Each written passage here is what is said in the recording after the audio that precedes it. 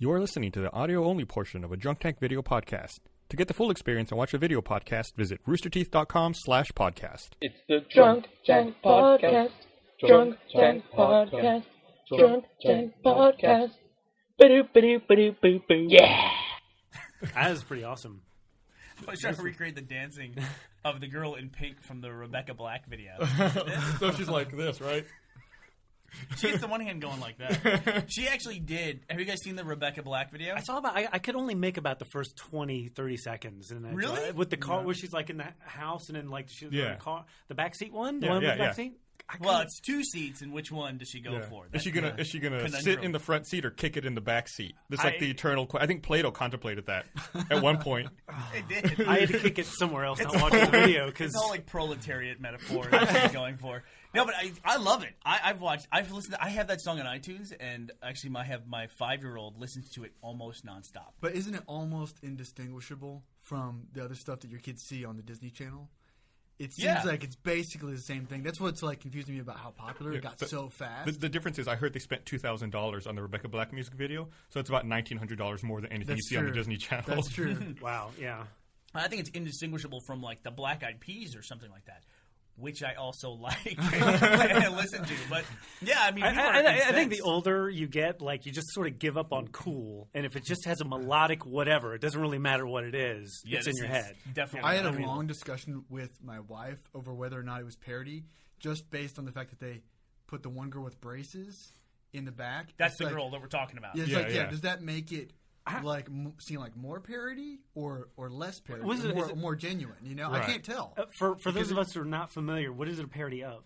Just Of like, music. Of just music? of like other how pop generic songs pop like that. music has like I was become. saying, like I thought Disney people Channel, have been doing that for years already. I mean, it really has blurred the line now. It's like you don't know what's a parody and what's not. Right. You know, just in almost anything that gets put out. Have you seen any of the other music videos that guy made?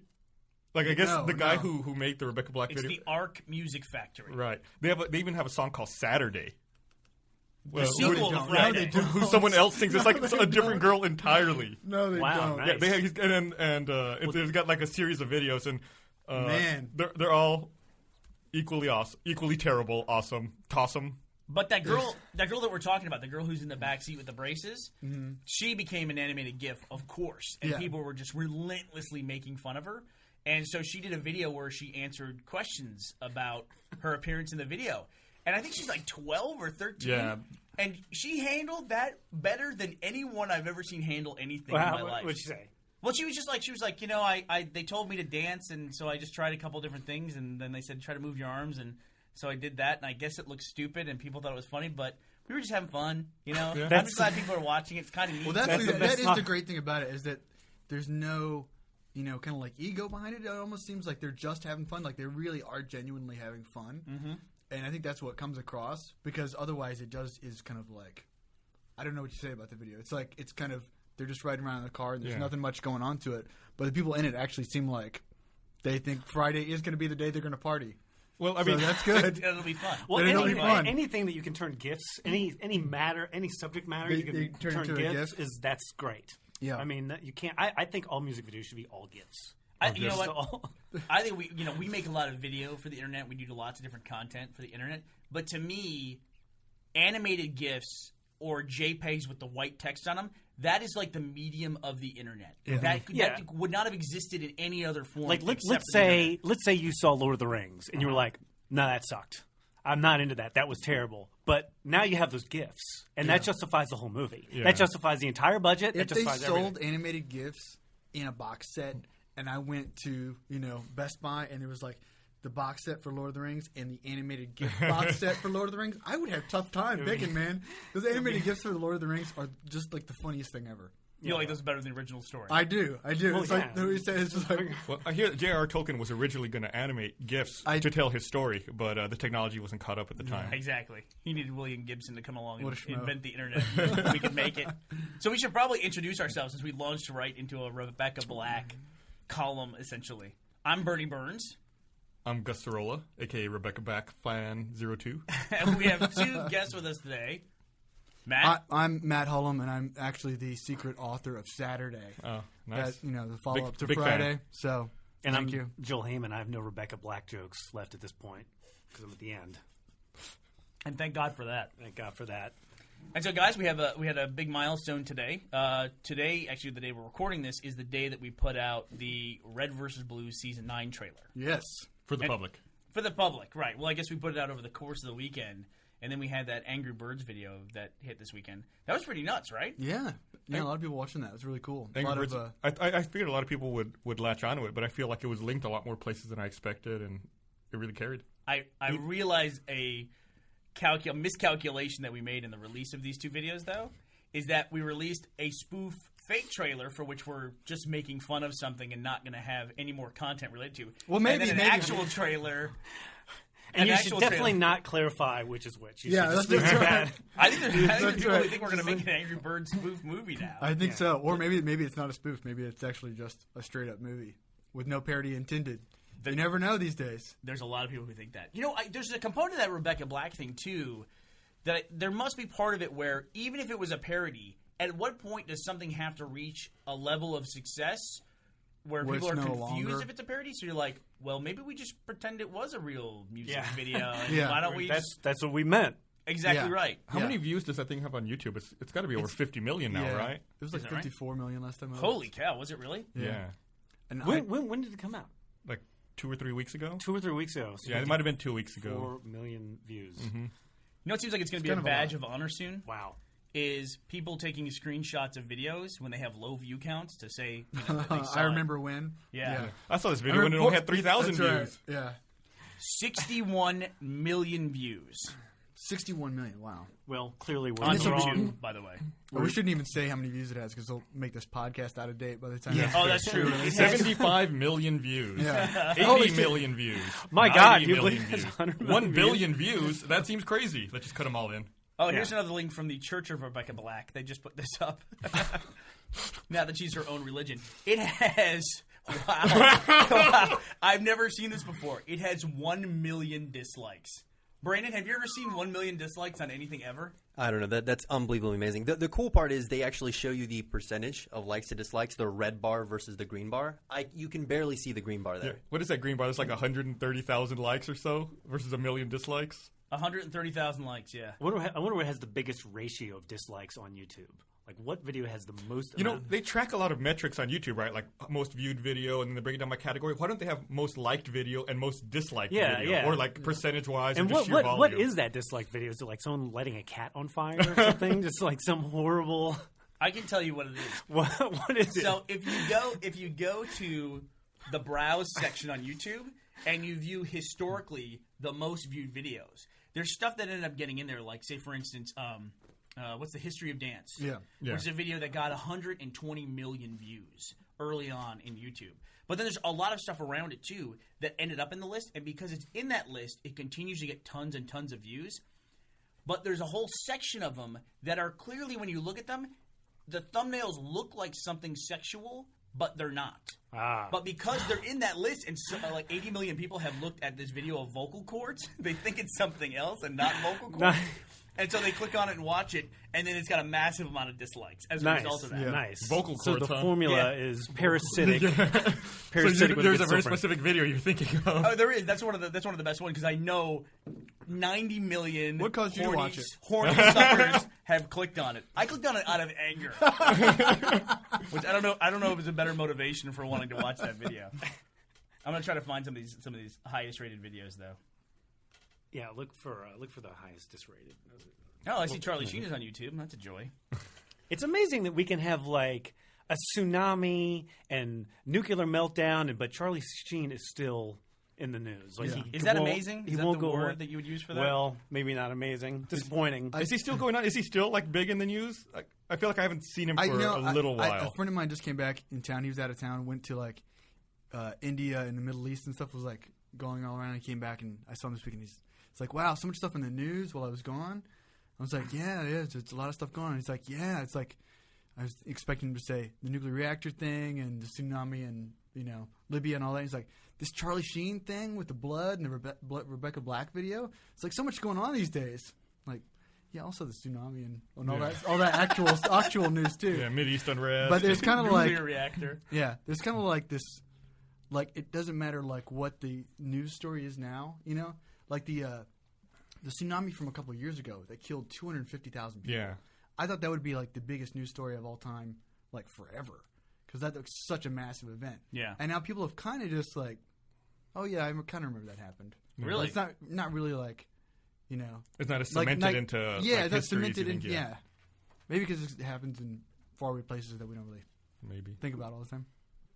Okay. That has 92 million views. That's I- a vocal yeah. cord. That's disgusting. That looks terrible. That thumbnail's pretty disgusting. But also, there's one. It's called An Experiment, I think is the name of the video.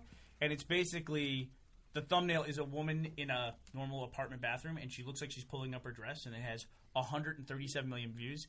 And it's got a massive amount of dislikes because it's just her doing a Mentos and Diet Coke thing in her bathroom. But the thumbnail is so misleading. I'm very self-conscious on this video podcast. People said I had too creepy of a smile looking at everyone last time, so I'm trying to be that's your natural very creepy neutral smile. or frowning. You So cut your I'm hair. going to do this. You cut your hair. Yes. I cut my hair. I couldn't. I liked your hair from the Angry Birds video. Yeah, I didn't cut I my wanted hair you to keep that. because of Yeah. the Angry Yeah. Birds video. Actually, we shot a little bit. Like one of the scenes I was in, we shot before PAX, and Oh, I was yeah. already like, I need to cut my hair, but I didn't get to shoot my other stuff until after PAX, so it had really gotten terrible. I think I'd gotten a haircut in about 7 months, and the day after You we did had my got pickup, a haircut in 7 months? yeah, I went and got a cut. But I mean, it wasn't that long. It just like I had a cut like this expands. before, and then in 7 months, it's like a chia pet. Yeah. You just have to pour, you just pour beer on it and just smear that paste. That's a lot of stuff in there. It's dense. I mean, that's crazy. Your hair is probably like mine, where it reaches a certain length and then it just adds density. It's you know? puffy.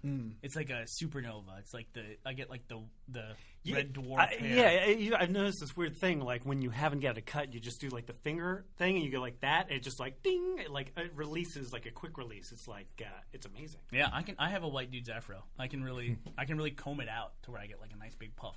That's sweet. No, See, it's you really should- not. you should- It's you really should- not, dude. You should support that all the Yeah, time. I think afros are cool again, right? Like they've kind of come back. We come back full Nope. circle. If we know about it, they're probably beyond that point. I think at this stage, I think they've passed. If Once- we know once about it, we're- it's not cool. Is that how we define cool? Yeah, they've I mean, passed. Have as you soon heard as of we- it? Yes, so- I've heard of it. Not cool anymore. Let's over. let's watch Rebecca's Black's count now that we've brought it up. Yeah. See if it just like tanks. It's just Sorry, gonna roll over. Rebecca Black. We ruined it for you. Well, she did very cool for being so hated. I mean, so many people contributed views and notoriety to her for basically disliking her.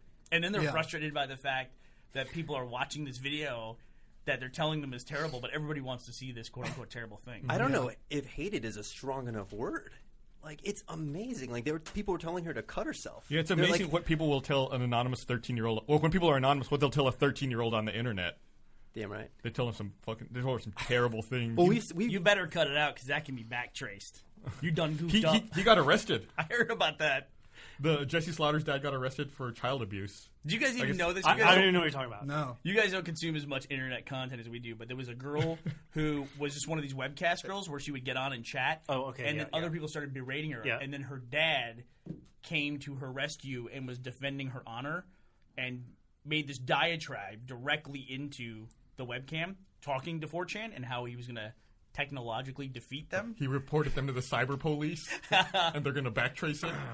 And they essentially just brutalized him. You know. And then he brutalized his daughter and got arrested last month. That's terrible in all sorts of ways. that's bad in every way. I don't even want to know about that. Well, how old was she? She was probably 13, Yeah, right? it's like 13. Yeah, the problem that a lot of people don't realize because you can't tell when you look at it, but she's 13. You're like, who would make fun of a 13-year-old kid and other 13-year-old kids? And they just have these enormous resources now to do that kind of stuff. Yeah. And they don't have any checks and balances in place yet. Yeah, there's like some story that broke in the news about like a list of people who were like having sex or whatever, blah blah blah, in high school. And it's like this big, Oh, this like big thing the or whatever. smut list or the Yeah, something I like have that? to Yeah. wonder if the kids in the high school really don't care, maybe as much as the The parents adults? and the Yeah. news think that they care. I don't know, because I remember when I was in high school and all the fusses that were making about stuff, we didn't care. I Yeah, put that think- list out about myself Yeah, when I I know. was in high school. Yeah. Didn't work. I think we've talked about that before, where like people just have a different expectation of privacy now, like with the internet and Facebook, and constantly telling people where you are and what you're doing. Like people don't have as much privacy almost. Like they're just willing to put information. Well, not information almost. Out there. I mean, it's almost like it doesn't exist at this Right. point. And people just knowingly give it away, happily give it away. Do you know about this app that just came out that's like supposed to aggregate everybody's information and like show you pictures of where they are in almost real time? No. I think it's called Color. Oh yeah. Is that what that is? I Yeah. keep hearing about it, but I don't know what it is. It's kind of scary. It's basically like a snooping, kind of thing, like spying on people app. As far as I can tell. There's this website I heard about several months ago that I keep wanting to bring up in the podcast, and for some reason I always forget. I'm not sure if it was a joke or if it was real, but these couple of guys in San Francisco made a website called whereladies.at. Wow. And all it does is it aggregates like Foursquare to find Foursquare and Facebook to find the highest concentration of single female check-ins near you.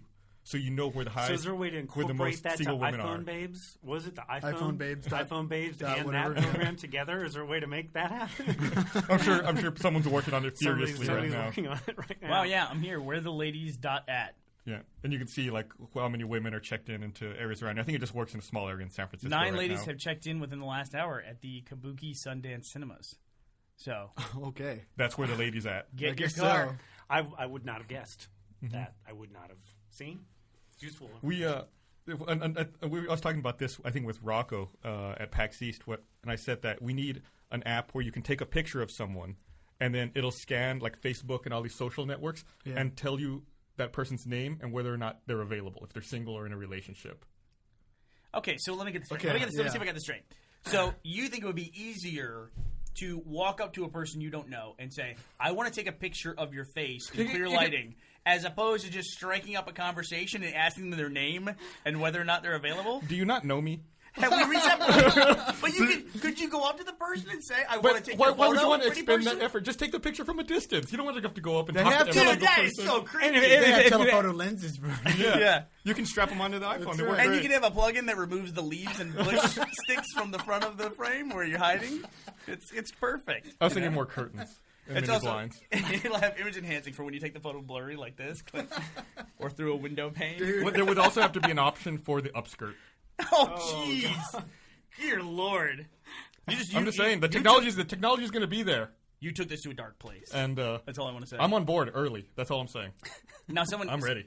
What is the chance that somebody's not going to make that? Because a couple of weeks ago, we had a discussion about gaming controls, like the Kinect and all that, and then we were talking about how it would be really cool if in the future they had games that could track your eyes, so that when you looked around, I bumped my mic, but when you looked around, the game would try to see where you're looking in the field of vision and move the screen to match that.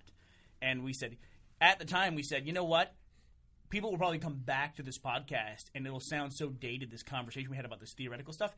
The next week, somebody unveiled something along those lines where it does eye tracking, and they want to implement it in games. That happened like a month ago to me, where it was like, "Oh, wouldn't it be cool if they had this?" And Bertie was like, "Oh, I have this on my phone." It was the thing where you translate a language, and it's like, in the past you think, "Wouldn't it be cool if they had this?" Now it's like, "Well, I should check the app Check store, your 'cause it iPhone." probably already exists." yeah. Did you- Bernie found that app a couple months ago, and I downloaded it. And someone was asking about it. It was either Marshall, Carey, or Chris, and they were using it, and they were getting frustrated because it wasn't translating the numbers to Spanish. They had it over just like numerical wasn't values 1, 2, translating 3, and 4. numbers. They're like, it's not translating to Spanish. It's like, yeah, no. He's talking about that app that you could like use your iPhone Worldview. camera and it would change languages. And It's I guess called Worldview. they were leaving the numbers as numbers. Because Yeah. numbers are numbers. Numbers are There's no numbers. Spanish, They're there's not no Spanish Spanish or equivalent. English numbers. It's like, why isn't it translating bean burrito into Spanish for me? It only translates the bean and not the burrito part. Have you seen that video where someone someone implemented head tracking using a Kinect sensor to make 3D on a television? I'm going to save you some time. If you're going to ask me if I've seen a video on the internet, the answer is always going to be yes. Okay. I have probably seen it. Yeah, I've seen that. Have you seen the one where the guy did the Wii in reverse? Yeah, that made me think about that. Yeah. That guy actually, the guy who did the Wii in reverse, worked on Kinect for Microsoft. And he left Microsoft a couple right. weeks ago to go work for Google. Really? Mm-hmm. That guy's got a nice trajectory. Yeah. YouTube video to Kinect launch team to now Google. Yep. Anyway, we got to take a quick break. yeah. So that we can show one of our Drunk Tank animated adventures. All right. So check this out, and we'll be right back. I love these things. I got to see New Orleans in a way I've never seen it before, which is sober. Why Because would- I was responsible for keeping Griffin alive. I don't know if you know this about my wife, but if you're in a new town, we have to go to the ghost tour for that town. We go on the first half of the ghost tour and come back, and there's like a 20-minute break where you get some more drinks. And Griffin drinks like 2 huge drinks. Then she gets weird. She goes to the bathroom, and she comes out, like, just wobbling. She looks like a fucking pinball. She's got this stupid grin on her face. She goes, I lost my purse. And I go, did you have it with you? And she goes, mm-hmm. And I go, did you lose it in the bathroom? Mm-hmm. And I go, well, go back in the bathroom and get it. And so she goes back in the bathroom, comes out, and she goes, I lost my purse. And I go, was it not in the bathroom? And she goes, And I was like, why are you so fucking happy you lost your goddamn purse? I have to now backtrack, see if she sat down and left it somewhere while we were on the tour. And so I'm like, what do I do with Griffin? Because I realized at this point she's gone. So I just stick her with the tour people, and I'm like, just stay with them, whatever you do. And I run around New Orleans backtracking, trying to find her purse. I can't find it anywhere. I go back. I find Griffin kind of like plodding behind them, like not able to keep up and just bumping into shit. And I go, well, fuck. And I also think that the tour is trying to get away from her. And Griffin's just walking into mailboxes and stuff going, and so I go and I grab her. I'm like, I gotta get you back to the hotel. So I literally have to like walk her to the hotel, and she's just like bumping into me, and then she like bump into somebody and be like, what? And so I finally get her to the hotel. She's really wobbly at this point. So I stand her against the wall, and I'm fishing the key out. And while I'm doing that, she just slid down the wall and slammed her head into the ground. Oh, man. And then I look at her, and she's covered in blood. She's like ripped her chin up, and she just starts crying. So then I get her into the hotel room, and she like runs into the bathroom and just starts throwing up everywhere. We're back. Hey, we're all taking one once. Yeah. We're all ready. We're ready to go. Animated adventures are awesome, and they They're almost great. make you want to get involved in something that you shouldn't, just so you can have an awesome animated adventure. You know, we're actually during our next break, we're going to debut a new animated adventure that has not been put on the internet before. Sweet. Right. It wasn't this one we just saw? Wasn't No. that? This is part one of Different If We Go to New Orleans. Our next one will be part two. Yeah. The debut. I'm torn because animated adventures are awesome, and wanting to do crazy, wacky stuff to get an animated adventure is awesome. But the podcast makes me nervous and now we're videotaping it, so it makes it even better. But it's like, I know I've said crap in the past where it's like, God damn it, why the fuck did I say that in the podcast? And it's just like, I feel like I have to censor myself so much that I can't even get involved in like half the stuff I want. Joel, look at it this way. Even if you weren't on the podcast, we would recount what you said No. in the office. You wouldn't. This you, is wouldn't, a you, blame- you, wouldn't, you don't do nearly as much damage as I can do. At least you're here to defend yourself. Yeah. Well, Yeah. Speaking of I'll defend the stock prices. So. oh yeah? Well, you had a momentary day of weakness, I think, when you were like, get out, buy gold. I was right. The day we had the meeting, we had the lunch. You were there, and I don't think you were there. But I said, listen, commodities, DIY is up 30% since that day. SLV's up like 25%. SLW's up 25%. No one knows what you're talking about. Do you understand this If at you all? go back, DIY. check the old podcast. Check podcasts from 2 years ago. I said the Rangers were going to be in the World Series. Everything. I'm all over it. You can't stop me. So he went from being embarrassed about being on the podcast to I'm always right and omniscient on the podcast. It's embarrassing to be right all the time. Joel has seen through the Matrix. It's all painfully apparent now. If you look at the stocks things that I mentioned 3 months ago, those are up about 33%. The ones I mentioned 6 to 7 months ago, those are up like 50. So A year ago, they're up 100. So why do you still work here? So I need more money. I need more principles. So what you're telling people watching the podcast need to listen to your financial advice and just fucking hop on it right now and then send 10% back to you. We need one of those disclaimers now. Look, this is not a sound financial advice show or wherever they put on, you cannot rate this with the SEC or something. It's like, do not trust Joel statement, basically. If anybody loses their shirt in the stock market after this, it's on Joel. What I'm thinking, if you've ever wanted your own personal private caboose, just wait till the day the stock market crashes and stand outside our second floor windows like this, because Joel will be the guy on the ledge. I'll be there. I saw a video called it's called End of America 1, something like that. End of America.com. That should now be scary. I like there's a part 1. I was like, oh no, then America came back, and you had to kill it again. It's like Final Fantasy. It is the scariest thing. What was that? Final Fantasy Part 40. I would say it's more like Rocky. Rocky loses in the first in the first movie, and then he has to retrain and come back.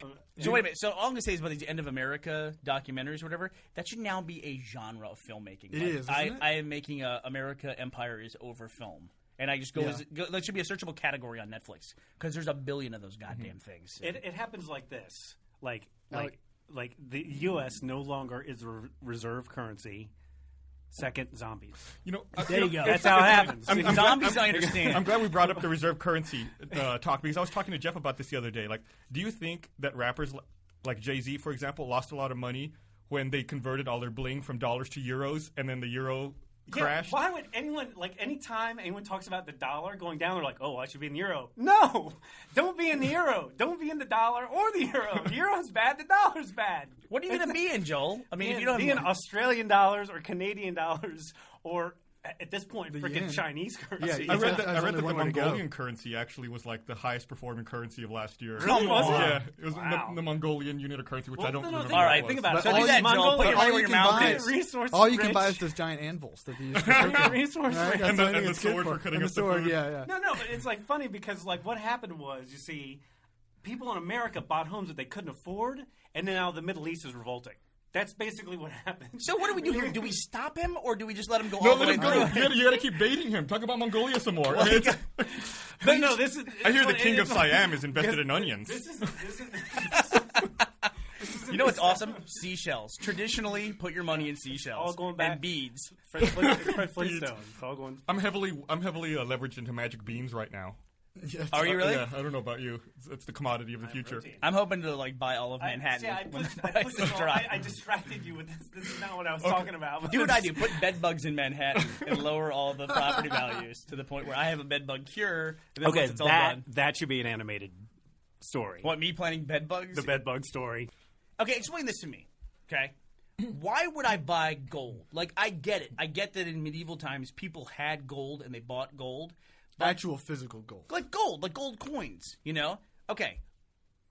People always talk about, crazy people like you talk about how paper money has no value, right? That it's just a thing we make up. When we went off the gold standard, that's correct. Okay. Tell me, why is gold valuable? You tell me. The answer to your question is, as the dollar has been going lower and lower and lower, gold has been going higher and higher and higher. That is your answer. Compared to the dollar. But you're not answering Compared the to question. everything. Why is gold valuable versus because say, as salt? we talk about this podcast, it's now trading at 1,300, and like a year ago it was like 900. But you're not It was answering the 800? question. But That's why. Like, what- because people when the world goes to shit, don't try and what do you find- trade gold for? Here's Right. the other thing I don't understand about this. Is, It's guys, just okay, when that's you say how it is. Don't It's have, perception. It's don't perception. invest in the dollar, right? Because it's a piece of paper, and it's just we assign value to it, but it's just a piece of paper. Listen right? to him. And gold, when you buy gold on the stock market or the commodities market, you're not actually buying physical gold. Let's say You're you just are buying physical gold. But even. you're just buying like Futures contracts. You're just right, a contract. That's just Well, it depends on how you buy it. No. But no. that's just thing. You're- And on top of that, Well, it's the on top of that, institution. It's the institution. that Like in gold other thing- words, that thing, the that institution. that gold object is Yes, here we just go. something that you're assigning value to. Right. It does not have a You can't eat it. specific value other The than answer it is what it you is. guys keep asking this question. Why? Well, the free market says so. That's why. That's the answer. But the free market are those people You telling me look not at to the believe free in market. dollars anymore, or whatever you're saying. no, the free market is telling you to not believe in dollars. That's That's what why I'm the saying. value is going lower. That's what I'm saying. That's the answer. And so a year from now, they're going to say not to believe in gold. Buy lithium. They're not going to say that. Well, how do you know that? I'm just telling you. They might. That's how it is. I mean, I guess gold could go down, but it's certainly not going to It's not going to roll over. It's not going to be worthless or anything. It could go down? I didn't even believe it Oh until you no! said it. Oh no! It's going down. It's going down. Oh no! Sell gold. Sell. But do you understand our point that we're trying to make here? Is that currency... I understand your point. Everyone understands your point. Right. But I'm telling you, you're But let me say this. Historically, in the early to mid '80s, didn't gold skyrocket to $800 or $900 an ounce, and then fucking correct back down it to absolutely did. Yeah. To the dollar. right. Right. And then it But it to the corrected dollar crazy. now, it hasn't gone that high. If you value dollar to gold. I think what we're getting at is some of us are patriotic, and some of us are you, basically. I'm is just what it looking boils for a down to. nice, I want my money Canadian American. Australian girl at this point. When we started talking, I'm going to change the subject for your sake, Joel. All right, When we started talking about the animated adventures, I remembered something that Jeff brought up in a podcast once. He said that one night he was flipping through the channels or something, and he saw the Ricky Gervais show on HBO. That is essentially 30 minutes of Drunk Tank Animated Adventures, but with Ricky Gervais, Stephen Merchant, It is. Yeah. And more important, Carl Pilkington. Carl Pilkington. yeah. And I don't know if I've ever laughed so hard at something I've seen on TV as I have while watching that show. Carl Pilkington talking about his movie pitch idea when he sat down with a couple of movie executives and just started throwing movie ideas at him was one of the funniest things I think I've ever seen. I want to see it. He didn't even know. He kept talking about how he wanted Clive Warren in his movie. And they're like, Clive Warren, who the hell is that? And he's like, from Closer. He's like, you mean Clive Owen? He's like, oh yeah, that guy. It's like, did the movie we were talking to even bat an eye when you were naming someone who doesn't exist? It's a Someone's lot going to funnier do an when they animated do that. adventure of us talking about someone else's animated adventure. I agree. It's going to be agree. it's going to be a thing inside of a thing. It's going to be great. But I gotta say, we were putting out the Angry Birds trailer this weekend. And we have this thing that we do where if there's even a little bit of a twist in a short or in an episode, when we put it up on our site, we hide the twist. When we put it up on YouTube, we just call it Angry Birds Fake Trailer. Yeah. But on our site, we want to preserve the experience as much as possible for our fans, not spoil anything.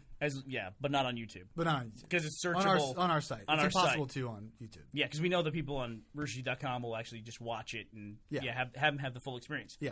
So we were trying to think of a name for the Angry Birds trailer, and we were kicking out ideas like based around warfare and all this stuff. And Marshall, who is kind of the genius behind the whole Angry Birds trailer, he came up with a great title, which was Fight or Flight, which is a great name for a warfare Angry Birds trailer. So Brandon gets it all set up, he puts it in there, and I look at the entry. It's Fight or Flight is what he wrote, like an airplane flying. You don't understand how those two things sound alike? Fight or fight. But it's a fucking fight or thing. flight. It's a thing. It's a phrase. Fight or Flight is a thing. Fight or Flight is not. It was 5 a.m. It was 5 a.m. It was 5 a.m. 23 years into your life, though. Here's the problem. However, how old are you? 25. That's shameful. I said to him, it wasn't Fight or Flight, Brandon. It's Fight or Flight. And what was your response to that at 5 a.m.? I don't remember. It was 5 a.m. You said, "What's that?" I've never heard that before. I've never heard that expression. So what science did you take in high school or college? Did you just take like geology or that's it? Like they showed you a picture of rocks and said, "This is a solid," and that was it? That's your total science education? You never heard the term fight or flight? No, I took physics. I took physics in high school and in college. Do you think fight or flight is a physics term? I have no idea what it is. I have no idea what it is. If I say the term survival of the fittest, do you know what that means? Yes, I do. Okay. So fight or flight is the mechanism by which something either fights or runs away. Exactly. Flees. So that's what it is. Not like insects that drink your blood. I Runs understand the away. concept. I've never heard the phrase. Am I crazy? This is a common phrase, It's a right? common Very phrase. common phrase. Was it coined in the 20s like that other phrase that was so common What was it? a couple Milk- weeks ago on the milk- podcast? Milk toast? Like milk toast?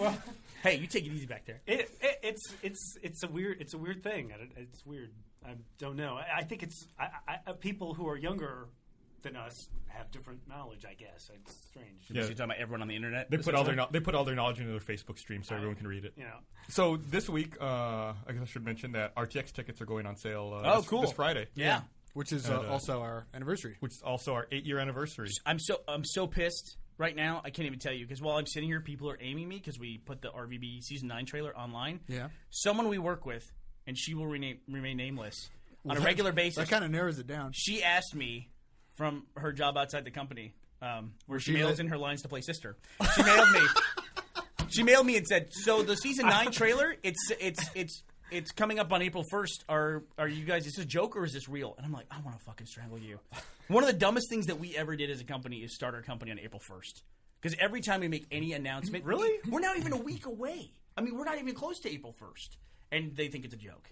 Yeah. What do we do, Hullum? What do we do? We dissolve the company and start over. Well, we just tell I like the way you we just tell everybody it's a parody unless they really like it, and then Well, it's yeah, not a parody. It's those, There you go. those who are only committed. We're parodying. to go with the We're joke. going over the top. We're parodying April 1st. Everyone thinks that April 1st is for jokes, but we're making a parody And then later- of April 1st by not putting out jokes and being a joke. This is really nice. Later, we can be like, "Oh, we're going to have another big event on April 1st, and we're only charging $300 a ticket, and then we don't have to put it on." There you But go. It was a joke. There you go. It was a So joke. They knew. RTX presented by Rebecca Black. There you I wonder go. if we can get her to come out. I wonder how many people think we're selling tickets to a fake event now that we're selling the tickets on April 1st. I did not think about that until right now. But that's okay because we have more demand than what we have tickets available. So That's true. And if we're really bad at running the event, we can just be like, "Oh, it was a joke. We weren't really holding an event, but you're welcome to hang out." Did you know- just joke's be like- on you, fuckers. we just hang out, whatever. Did you know Google announced Gmail on April 1st, and everyone thought it was a joke because they said they could offer a gigabyte of storage to everyone in their email.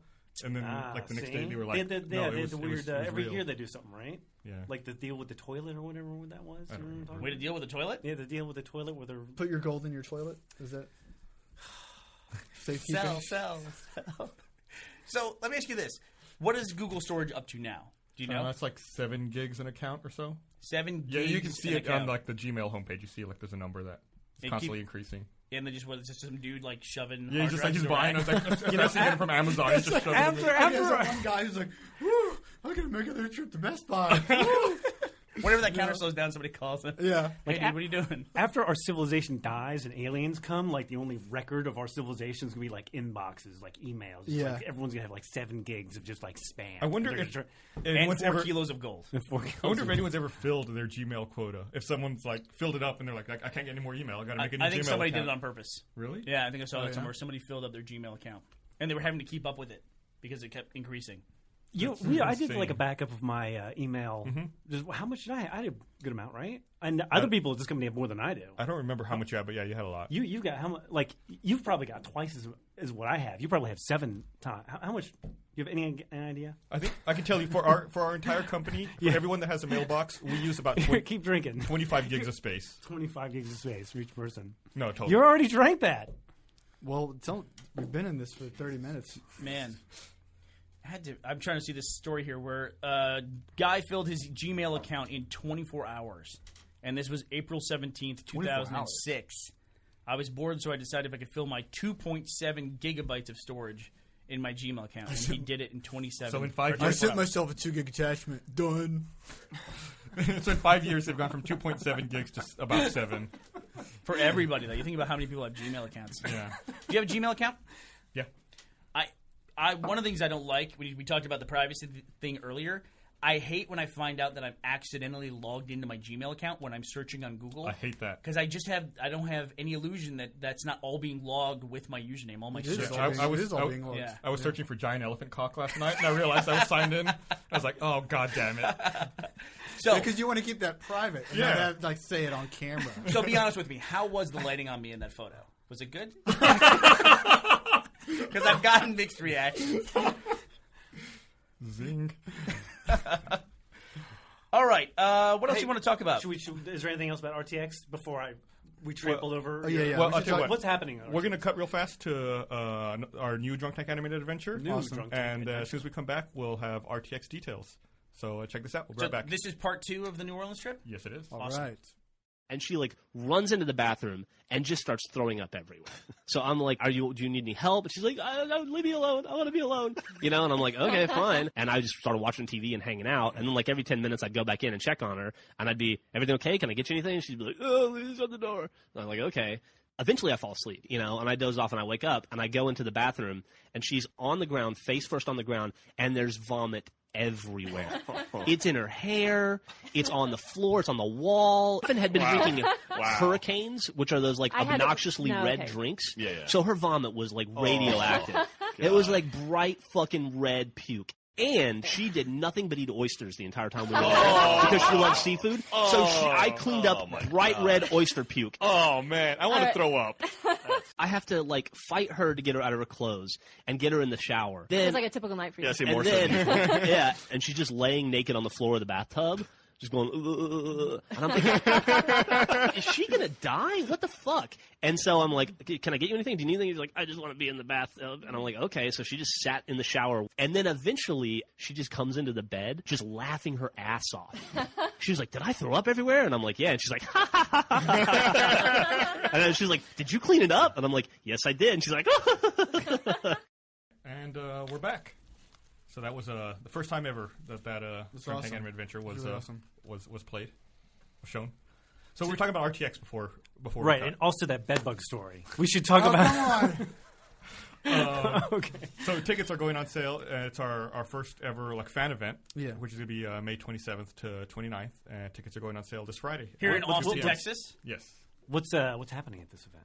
We It's our first annual, because I know that Gus likes fucking the term. hate things that are first annual. It's our first Why ever. do you not like that? Because first annual is not a thing. Because it's not annual. It's You like can't- when you can't name be- something part 1, right? Right. Like if you call something da-da-da part 1. You can't be annual and first ever. Well, if there's no year that has transpired, You could there's call no it annual. No, you couldn't call it an annual event if it hasn't happened yet. Right. Does it also bother you when new couples celebrate their 1-month anniversary? That's not a thing. That's not a thing. Like, oh, it's our 6-month anniversary. That's bullshit. I knew that would bother you. That makes me so fucking angry. I hate that. Have you never celebrated your 6-month anniversary with That's your bullshit. wife? That's bullshit. Hey, you did this thing for a while, which got to be kind of annoying, where you guys were going to do every year on your anniversary, you guys were going to get remarried Yeah. and do some big grand thing that we all had to come to as No, a you group. didn't have to go to. But we were asked to go. What does that matter? It doesn't matter. Well, that's a hassle. You ask me to go to places, and I don't give any illusion that I'm going. No shit, that is true. Or you go, yeah, I'll go, and then whoop, nothing from Gus. And he makes that sound too, which is kind of weird. Just as before you go. I disappear. I become like a ghost. Yeah. He's busy taking But you photos know of where- women for upload to his app. I don't know about the whole getting remarried once a year thing, but like in general, we are really bad about celebrating stuff. Wouldn't you say? We're good at talking about it. We talk about it, but then it's kind of like we never actually do anything. It seems Right. like Brandon bought that champagne for when we finished season 8, right? Was that the original reason for buying the champagne? No, it's when we closed on the building. This building that we're in, it's when we closed the deal So, with the that bank. was before season 8 ended. That was like in March May. or April, right? Yeah, around May. And then so we didn't celebrate that. Then we're like, we'll celebrate season 8. We didn't celebrate that. Then we're like, we finished the DVDs. We'll celebrate that. We didn't celebrate that. We did drink the champagne. We did drink the champagne. Was it for but putting the tiles up on the backsplash? That was what we eventually drank. It's almost like, oh wow, the new toilet paper came in from Amazon.com Prime shipping. Let's celebrate that. Yeah, so gotta what you're saying celebrate is the little small things. small Yeah, that's right. celebrations, no big celebrations. So to sum up so far in the segment, it's we're really bad at celebrating. Please buy tickets to our celebratory event. Exactly. Exactly. You're doing the hard sell. Exactly. Apparently. We're not good at it, so you have to come and help us figure out how to do it. Drive all the way from Kansas and come not Please. celebrate with us. Bring champagne. So what are we doing? Have we gone over the actual I heard we're, itinerary of the event? We've we're given putting up a backsplash, right? We've given We'll be- we've given a champagne. preliminary itinerary. We're still fleshing out all the details, but we're gonna have a mixer dinner / drinking Friday night Okay. at a local arcade. Spared no expense. We're gonna have screenings at the Draft House. I just want to know where you found an arcade. I will not go to the arcade unless it has pinball machines. No, there's tons of them. The Oh, name, yes. The name of the arcade is Pinballs It'd be really disappointing. with a Z. So you know, it's That's like screens. seems like that's the backup location for a scene in Big Lebowski that they didn't get to shoot. Pinballs. It just Yeah. sounds like something would have been in that movie. What was the name of the fake porn that Lebowski hallucinates? Gutter balls. Gutter balls. That's it. Nice, man. Wow. I don't know how you remember that. The weird thing is I that watched Pinballs, that one scene over and over again. it's an apostrophe Z, which makes no sense to me. I don't know why that would be that way. That would The English also drive me language is crazy. totally dead at that point. You should sell it and buy gloves. We're gonna have screenings at the Draft House along with gameplay on the big screen. Where are you gonna be screening? Well, to be announced. To be announced. We're gonna have tours of the studio. Angry Birds here, movie? and a bit of a party. Season 9. And what was I? Oh yes, studio tour and party. And we're also gonna let everyone take part in a Rooster Teeth production on Sunday. All right. That'll be awesome. You know what I tried to convince Griffin to do for the kind of barbecue tour thing at our office that day? I tried to convince her in the parking lot to set up a real life Angry Birds set, like immersion kind of, where we can like launch these Birds big, like with not slingshots? Like fans? Like foam launch fans? No, like, onto- launch like foam bowling balls that are painted. We like want to birds. get Do we have insurance for 12-pound this? bowling balls on a catapult or a trebuchet. Throwing You know, at that's something. pretty awesome, actually, because we've noticed that potentially Thanks. we know stuff comes over our side of the fence from our neighbors, so maybe we should send something back. No, Griffin gave me this response. I'm very busy. So apparently she's too busy for that idea. So there will be no Angry Birds at the RTX. I think Griffin quickly figured out there's so much stuff going on here that if you just say you're very busy with something, no one else has time to check up and see if you actually are busy. So it's just assumed, oh yeah, she's totally busy. She couldn't possibly do that. Pretty sure you just described Gus's whole career here.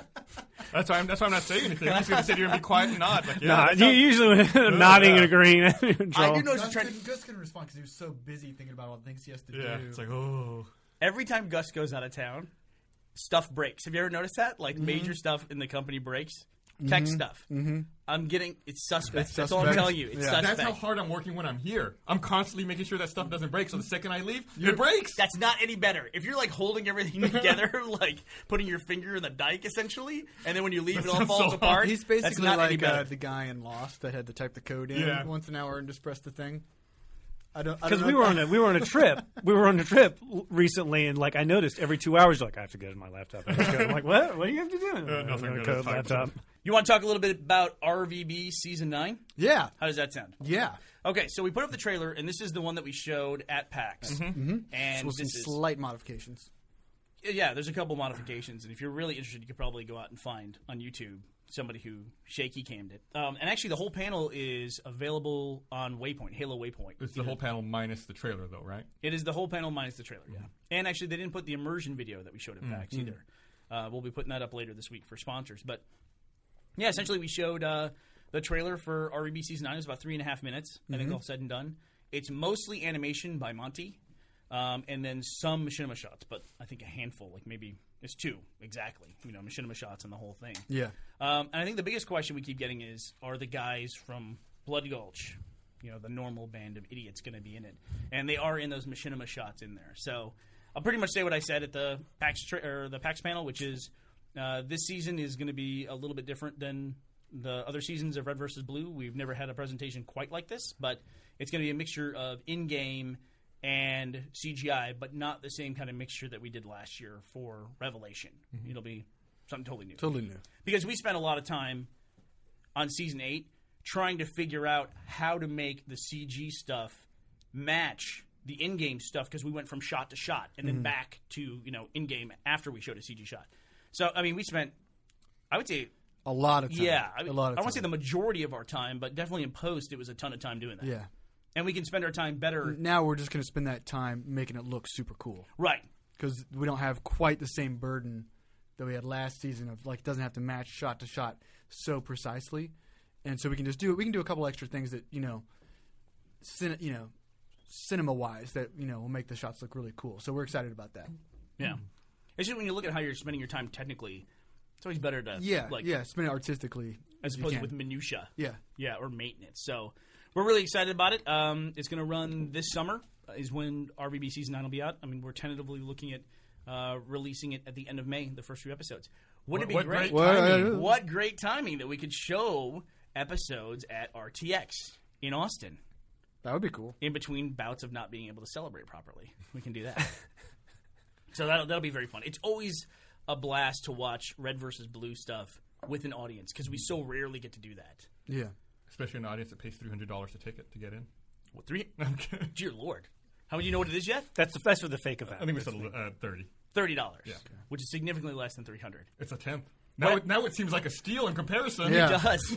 Originally they were $300,000, so there's no reason not to do it. Are we capping how many tickets a person can buy? No. We should. At 2.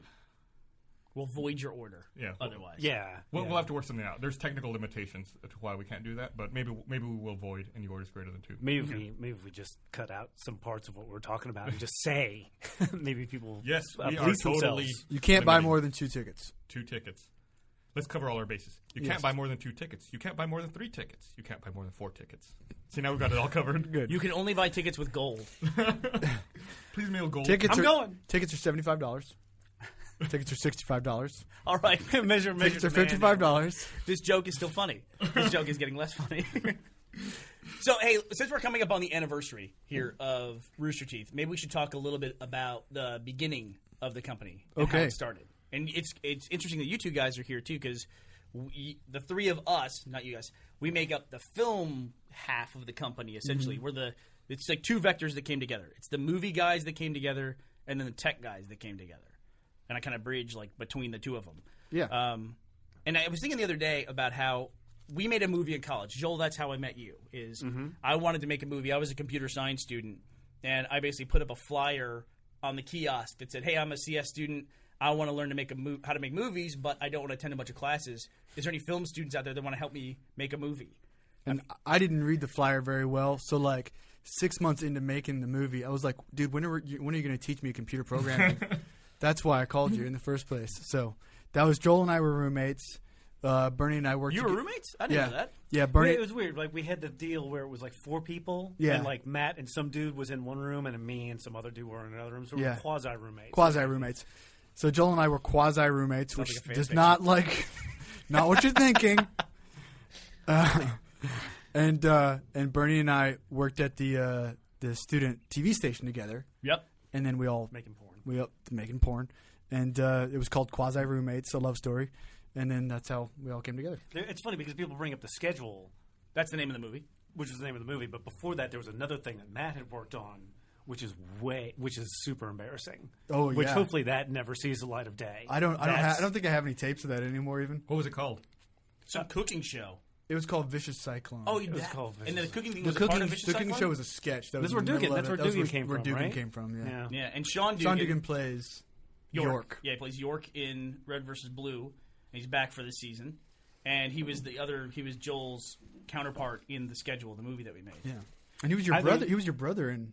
Yeah, he in the movie was. We did, right? Yeah, We worked on like 4 things together. I know.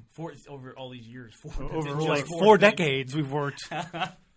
Someone that's older than me. You know what I was thinking about the other day that's really crazy about like those times and how different the world is now versus back then is that we made the movie and it took us what? It took us about 3 months total to shoot it because we were working day jobs and meeting at night and weekends to shoot the movie. And we shot on film. We shot on 60mm film. We had to develop and then transfer to video so we could edit it. Stressful.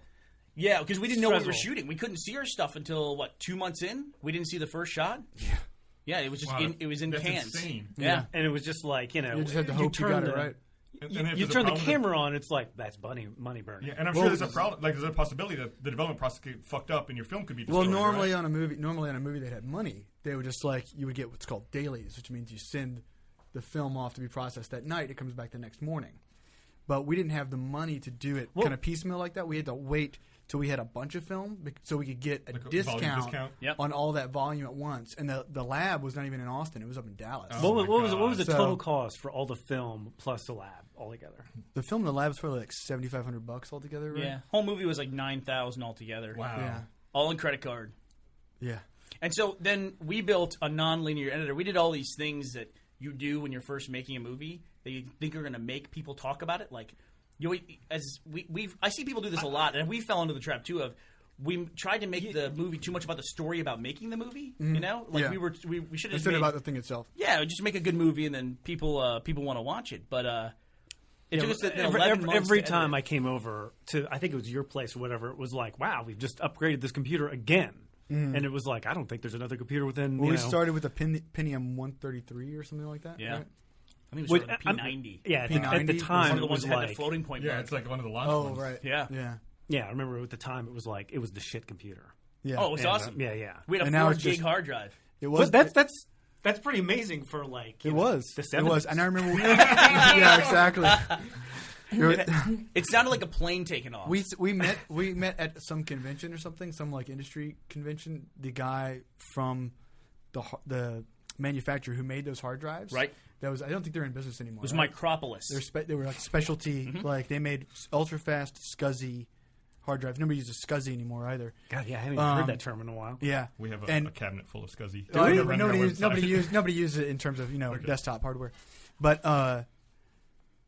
Micropolis. Micropolis, yeah. From So Chatsworth, we met California. one of the guys who worked at Micropolis at a trade show, and we're like, so we got these 4 gig drives, but are you guys ever going to go up to 8 gigs? Because that would be cool. And he's like, you can't do it.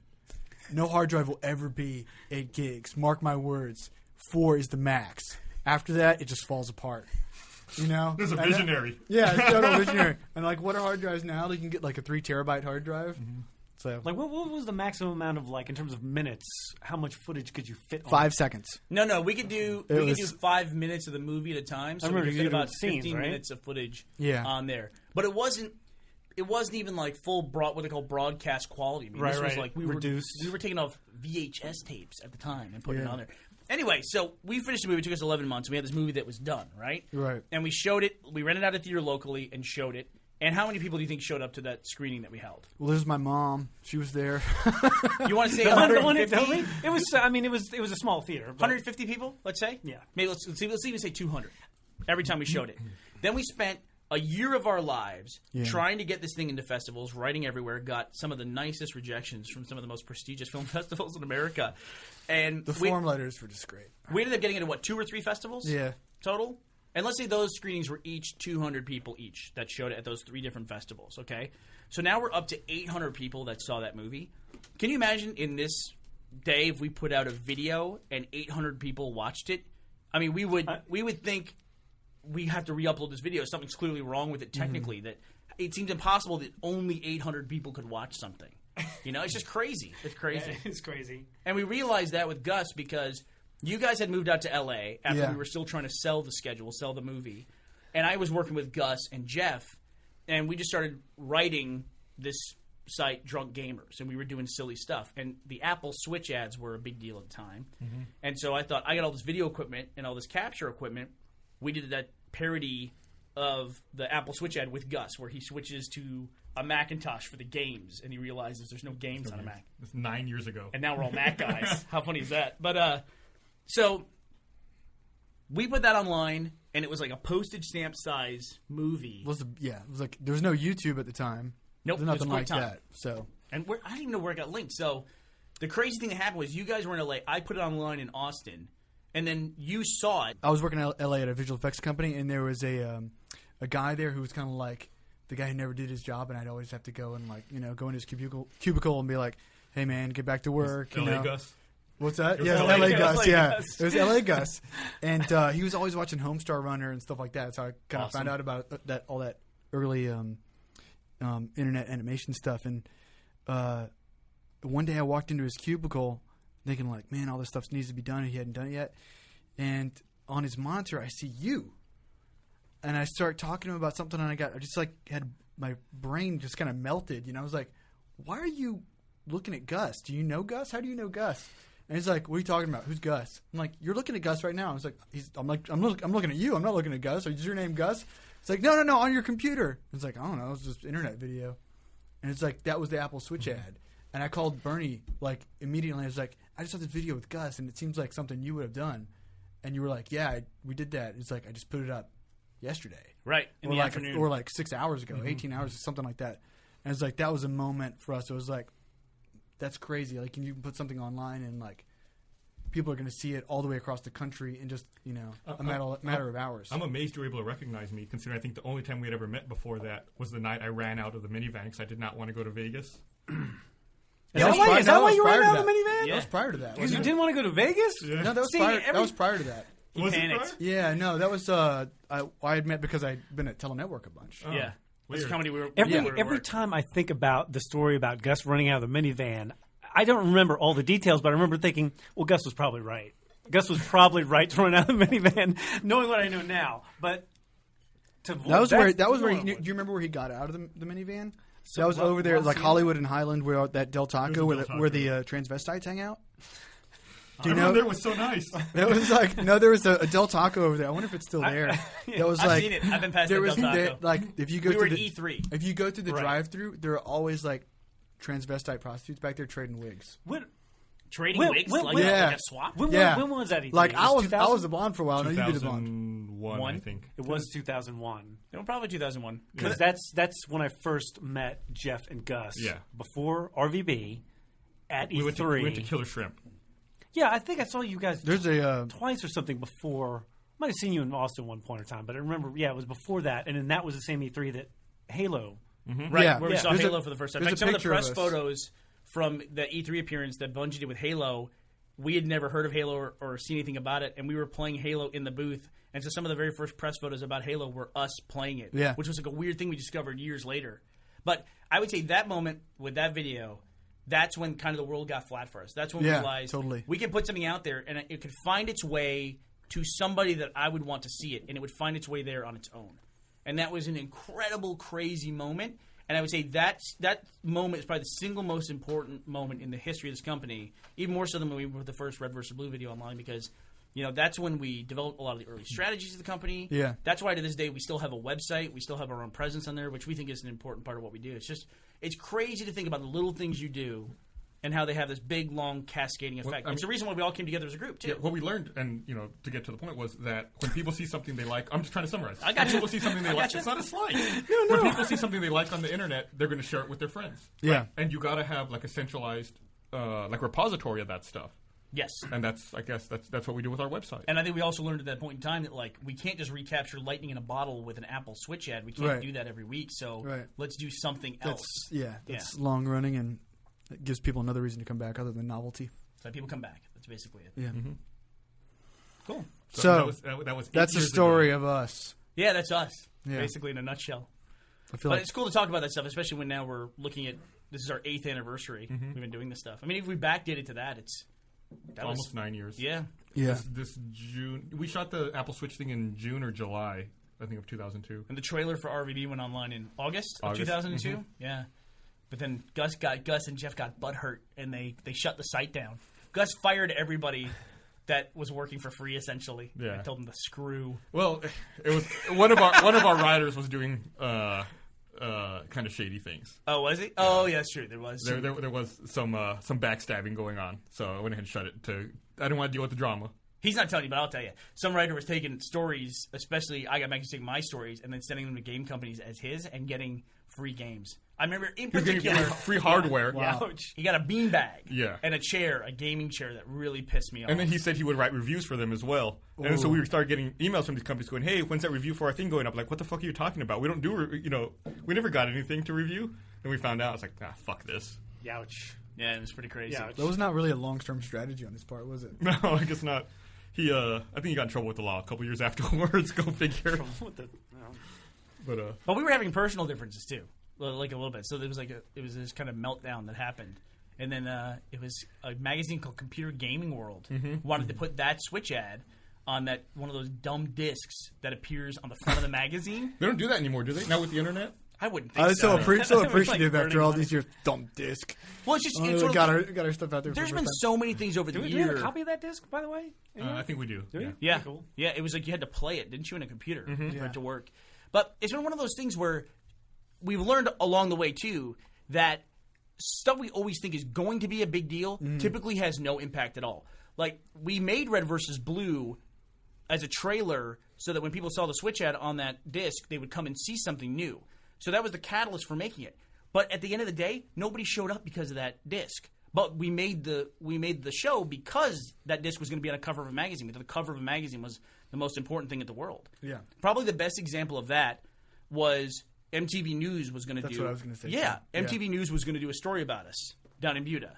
They did. I mean, we had the whole TRL thing. Right, we were on And TRL. we posted all this stuff. Like, if you're brand new to the site, here's how you sign up. Here's how you watch the videos. We and got all new this stuff. servers. Got new servers. We spent a lot of money, and it was just kind of like just a regular day. Right. I mean, we Nothing thought going on. we're going to be on TV, on MTV. This is our This is- demographic they're- that watches our show. Their premiere Not thing as that they good had as- on MTV at the time. I mean, that was the You show. did not get the Jersey Effect Shore. The Jersey Effect Shore? No, we didn't get the Jersey Effect Jersey Shore. Shore effect. Yeah, we got all pumped and ready for this. This is going to blow Yeah. wide open and everything, and it literally had no appreciable effect on traffic at all.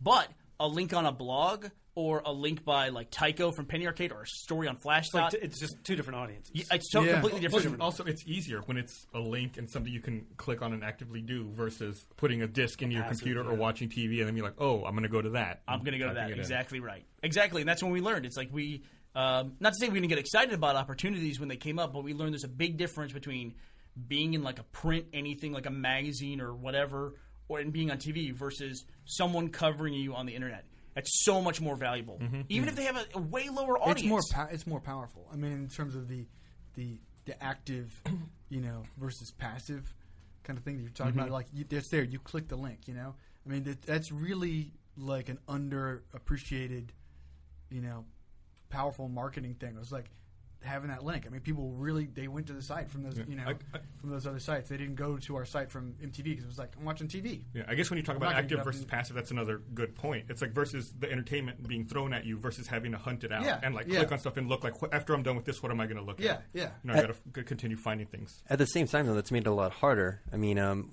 television, who knows if advertising is working or not? You can just say, oh, yeah, it's working. No problem. The same thing with newspapers. But on the internet, you know exactly how many people clicked.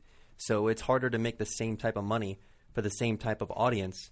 I mean, if apples are equal, you're still going to make less money on the internet because people know advertising doesn't work as well. That's as you one of want the it things to. that drives me crazy about internet advertising is that advertisers get all these metrics and they're like, oh, well, our advertising isn't working, but they don't get those same metrics in print or they television. do, but it's all made up bullshit. Yeah, Essentially. it's like, oh yeah, well, you had this many people watching it. Like, there's no counting for who left the room, who muted the TV, who DVR'd it and skipped it. Listen to Mr. Cutthroat over there, by the way. It's all about the bottom line.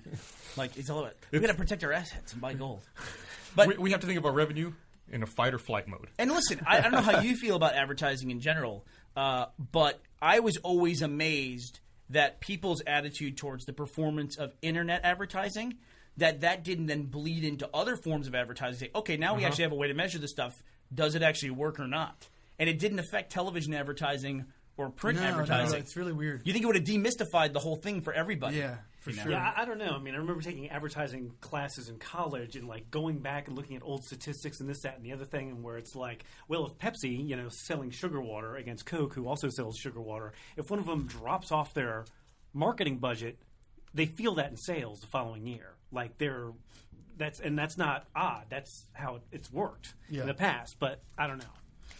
I showed Gus this crazy thing, and I don't remember if we talked about it on a podcast before. I don't think we did. So I sent Gus this chart, which was put together by the New York Times, and it was American meat consumption over the last century. Yeah, I saw that. You notice the part where eggs crosses chickens? Yeah, well, that's helpful because What's going on there? as people eat more chicken, then there's less. I don't know if there's less what eggs was around. first, chicken or the egg. I don't know. Maybe that chart can help.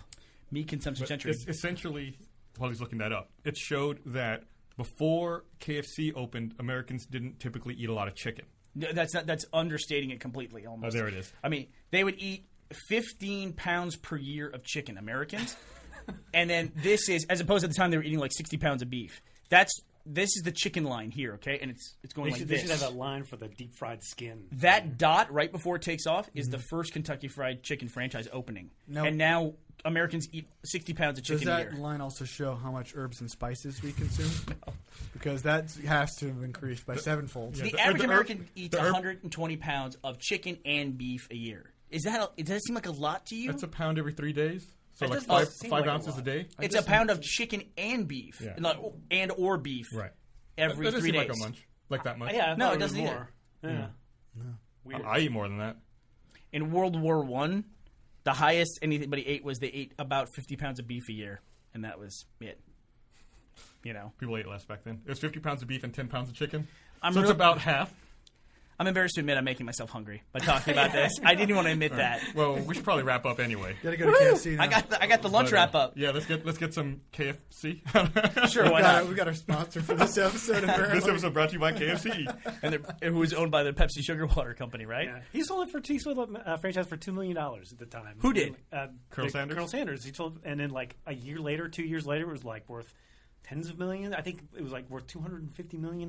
Like not a couple of years after that. Yeah. And Is Colonel Sanders the dude that's in the commercials and on the packaging? Is that the real guy? I think so. Yeah. I mean, it's close enough. Yeah. Really? I think it's close enough. He tried to start his own. What does it mean it's franchise close enough? after What does that phrase mean? Well, Close I mean, enough? I think It's it either is. him or it's What, not. what do you mean? I think it is. close It is- enough. It is him. They got 98% of the genetic No, material it's right. his brother. It's his Right? brother Close Steve, who enough. kind of looks like him, but that way they It's a chimpanzee in a suit. 98% of the DNA is the same, so it was close enough. It's Sergeant Sanders. His younger brother. They got really close. All So right. it is him. It's the guy. Yeah, I think it is, mean, yeah. it's a guy that looks like him. I keep going back to him like he's an authority on it. All All right. right, we'll get some of that. All right. Well, thanks for watching, everyone. Thanks. Thanks, guys.